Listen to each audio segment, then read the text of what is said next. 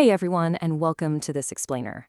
As we settle in, maybe take a breath and just enjoy these calming cherry blossoms drifting by for a second. Today, we are exploring a really fascinating intersection. We're looking at where deep, lifelong purpose actually collides with high-stakes action and our everyday mundane habits. It's essentially an architecture of the mind, and honestly, it can completely transform how you live, how you work, and how you survive. So think about this for a second. What could an Okinawan centenarian, a special forces commando, and a Japanese train conductor possibly have in common? I mean, on the surface, literally nothing. But as we're going to uncover today, the answer actually lies in extreme habitual focus and just an unwavering sense of purpose. Believe it or not, they're all tapping into the exact same universal framework for peak human performance. Here is the roadmap for our explainer today. We'll be looking at 1. Finding your reason for being. 2. The science of flow. 3. Building habits for success. 4. Elite teams and focus. And finally, 5. Embracing imperfect resilience. Let's get right into it. Section 1. Finding your reason for being. The power of Ikigai. We're going to start right at the core by traveling over to Okinawa, Japan, to uncover the why behind the world's longest living and happiest people. Now, take a look at this framework. This right here is Ikigai. You'll see it's found dead center at the exact intersection of what you love, what you're good at, what the world needs, and what you can actually be paid for. It basically translates to the reason you get up in the morning. And you know, this concept is so deeply ingrained in their culture that the Japanese don't even have a word for retiring in the Western sense of leaving the workforce for good. They literally just keep doing what they love.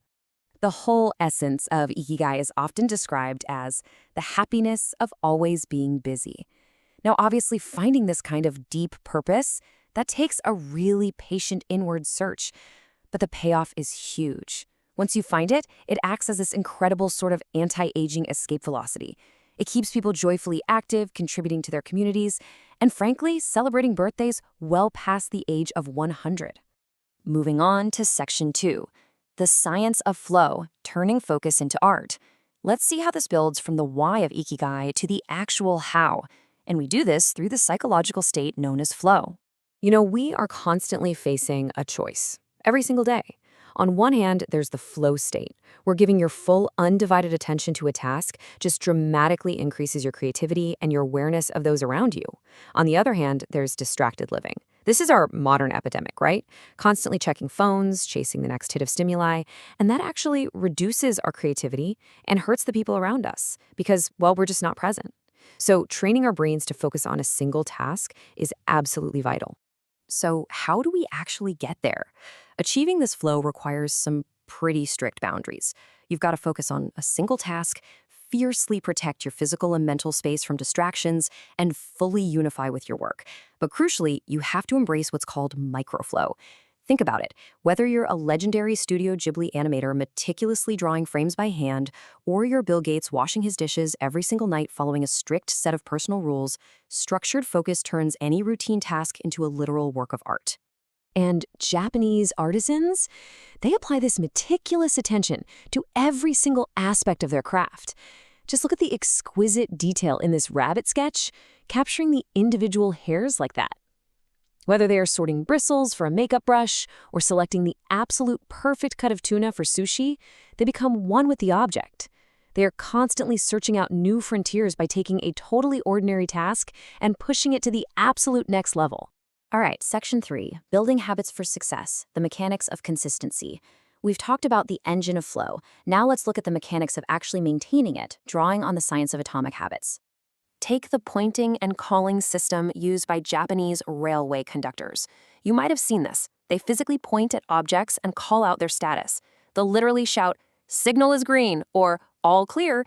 Now, it might look a little peculiar if you aren't used to it, but it forces absolute total mindfulness. It's proof that habits thrive and potentially fatal errors completely vanish under predictable, highly structured circumstances where every single detail is identified and named aloud. But here's the real question. How do we stay motivated to keep these habits going without getting bored? Well, enter the Goldilocks rule. Humans experience peak motivation when working on tasks that are right on the absolute edge of their current abilities. You know, not too hard, not too easy. The sweet spot? It's a challenge roughly 4% beyond your current ability. That is the exact zone of manageable difficulty where that flow state is successfully achieved and maintained over the long haul. Section 4. Elite Teams and Focus. High-Stakes Application. Let's escalate the stakes a bit here and apply this architecture of deep purpose and structured focus to literal life-or-death situations. Just picture descending into a chaotic battlefield. In the ultimate high-stakes environment of military special operations, these principles of flow and purpose, they are completely non-negotiable.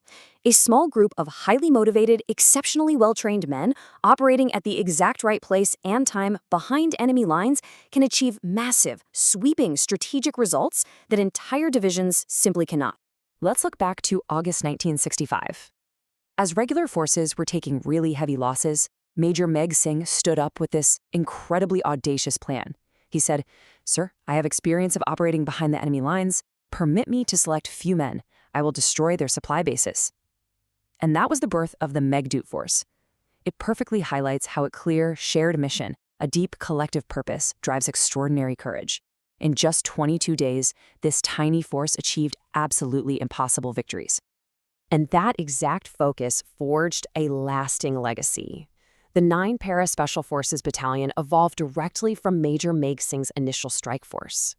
Through fierce, close-quarter combat and extreme operational demands, they proved that a shared, high-stakes ikigai creates this unbreakable, elite community that is capable of surviving the absolute worst conditions imaginable.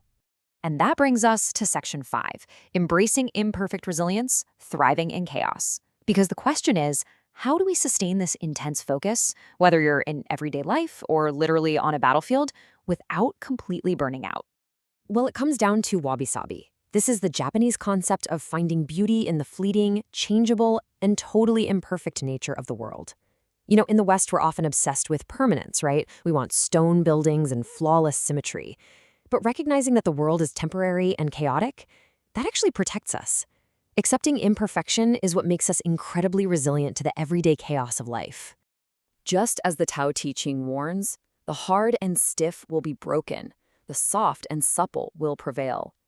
Our habits, our flow states, our strategies, they must never become rigid.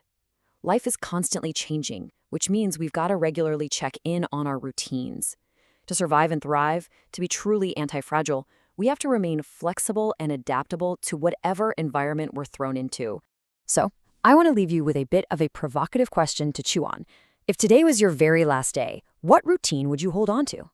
Because everything we've covered today, from finding your ikigai to building those atomic habits, all the way to the insane courage of special forces, it all comes down to how you choose to focus your attention right now. Think about the legacy you are building today. Thanks so much for joining me on this explainer, and I'll catch you next time.